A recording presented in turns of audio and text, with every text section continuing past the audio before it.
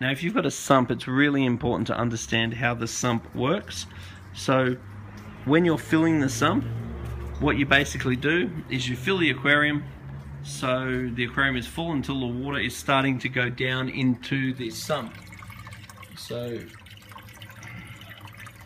there's a pipe down there. Once you hear the water running down into the sump, do not put any more water in the aquarium.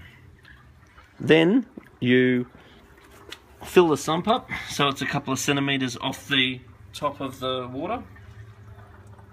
Then you turn your pump on.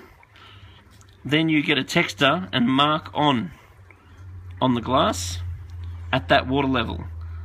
And at the end of the day, it's really important that the water level is never filled above the mark that says on if the pump's on.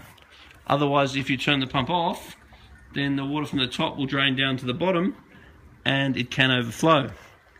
The other thing that can make it overflow too, which was the case for this particular aquarium, is that the water has to be able to freely escape the aquarium and go down to the bottom.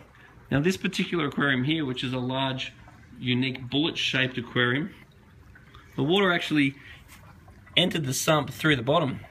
It went up through a channel, then it goes over the edge, where there's a pipe that returns the water down to the sump.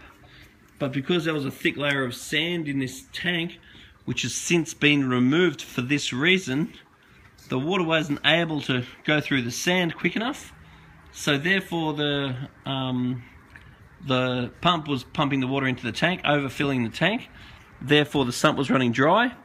Therefore more water was needed to be placed into the sump while the pump was running to stop it running dry. Then if the pump was turned off, presto, the water filled up the sump and the tank leaked. With all these sorts of top filters, it's really important that the water is taken from the surface, because all your organic components, your ammonia and so forth, it'll all bond with oxygen and go up.